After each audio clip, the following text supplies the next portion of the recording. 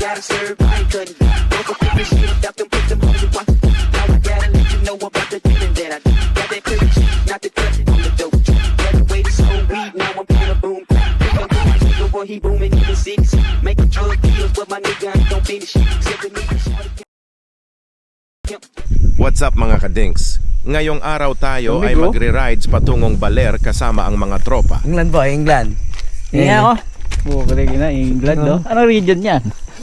Calabarzon yan. Calabarzon pa din. Calabarzon. Aurora. Nag-stop over muna kami dito sa Arko ng Aurora para magpahinga. Hindi nga pala natin kasama si Auntie Mika nyo ngayon kaya the dink solo muna tayo. Ganyan kaganda ang tanawin dito sa taas ng bundok. Makapal ang fog at medyo malamig ngayon dahil pasikat pa lang ang araw.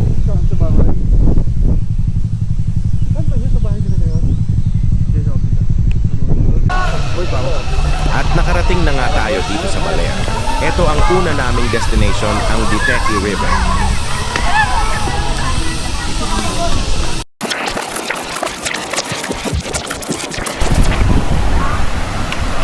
Napakaganda ng ilog na ito at kakaunti pa ang tao kaya dito namin napiling pumunta.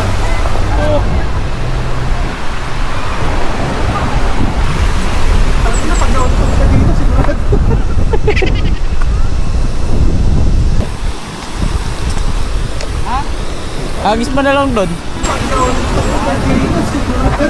Bagsak! Takina mo!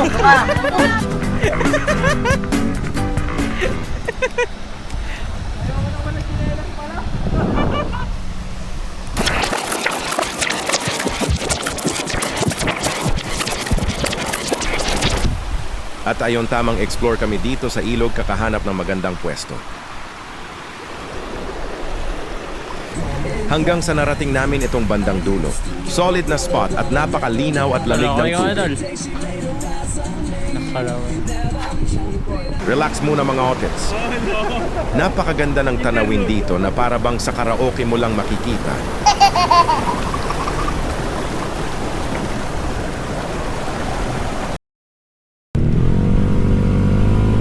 At ayon, bayahe muna tayo papuntang palengke para mamili ng hapunan. Enjoyin muna natin ang ganda ng view habang nagmamotor. Bihira ka na kasing makakakita ng ganito kagandang tanawin.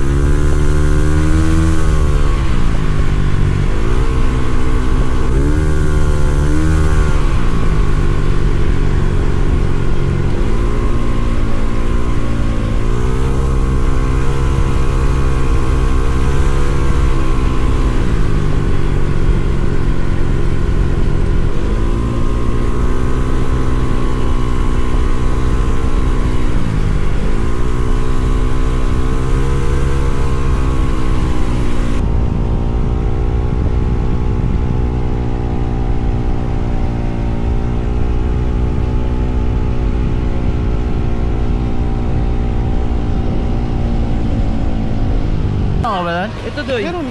Pinabonis ko yung bangus sa tilapia. Oo. Naka-video ka pa rin? At nakarating din tayo dito sa Baler Public Market. Napakasariwa ng mga tindang isda dito. Marami kang pagpipilian kabilang na ang yellowfin tuna, tanige, dorado, maya-maya, bangus, galonggong at tilapia. Oo. Masarap din pala ang gawa nilang longganisa dito. Longganise. Meron silang dalawang flavor na sweet at guard. Sa motor. Sabay partneran mo ng gawa din nilang pinakurat na suka, Sweet, parang ako. Latte. Ay, sweet pala yan, parang ako. Gunggong! Ganun o. Ano mo lengthwise? Lengthwise o crosswise? Diagonal. Na kami. Onion wala. Magkano po kalahati?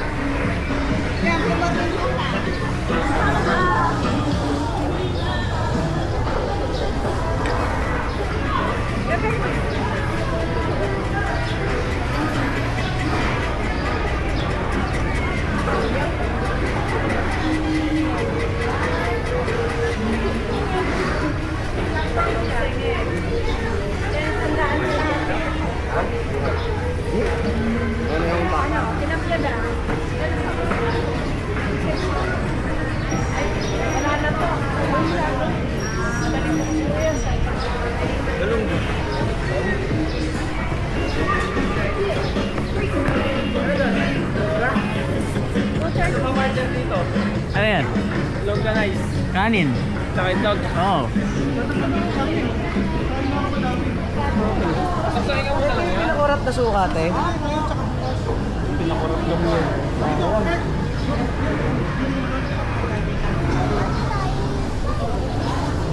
Bili ka ba ng tol pinakurat? Pwede. Ito, masarap po. Sarap yan. Kusit. Pero Pwede kang iyawin yan. pag-iiyaw ka, di ba? Magkano po dito? 100. Ang bawas? Masarap yan. Ihaw? Original. Yung original na. Ito 150. Kasi din. Sige, sige. Thank you ah.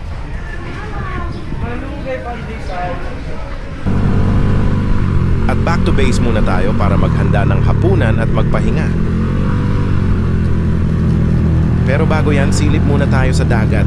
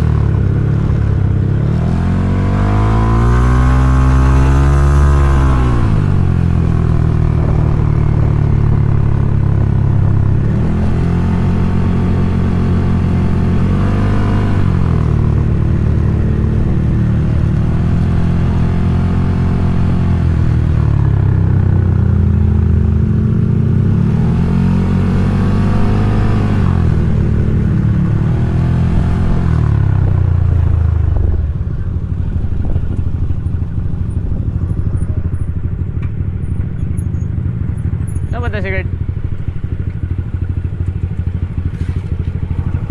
Masigat ka boy ah. You know? Ano yung ulam? Mamaya. Di ba may sira yan eh. Lagay mo muna ito sa tubig, Kurt. Para ano? Para dinaing na.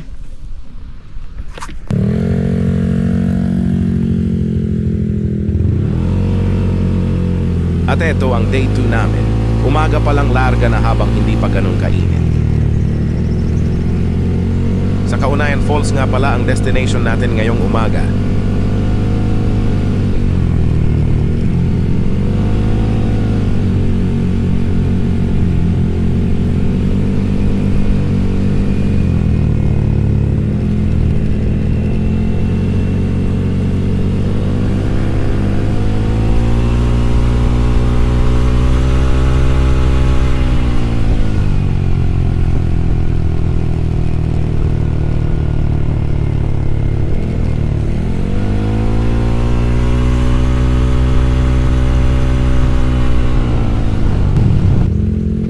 At nakapasok na kami dito sa medyo lubak-lubak na kalsada kaya alam mong malapit ka na. May entrance fee nga pala dito na 20 pesos. Sulit na rin dahil magagamit mo yung swimming pool nila.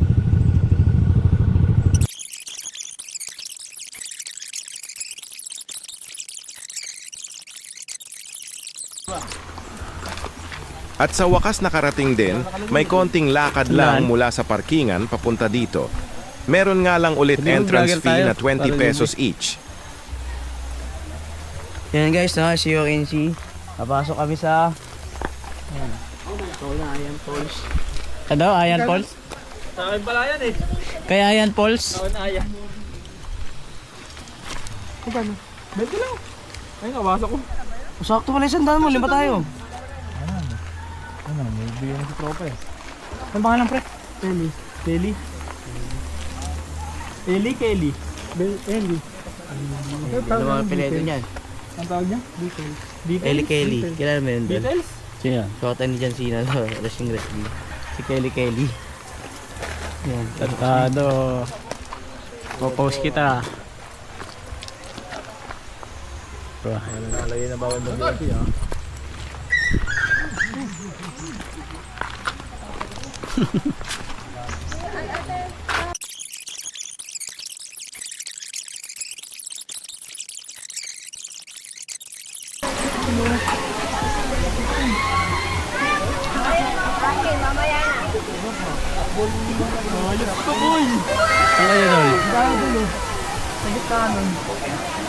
At nakarating din sa mismong falls. Oras na para maligo. Napakalamig nga pala ng tubig dito kaya sulit din ang punta nyo dito lalo ngayong summer. Magtakad. At dito na nga pala nagtatapos ang ating rides vlog. Salamat sa panunood ninyo mga kadings.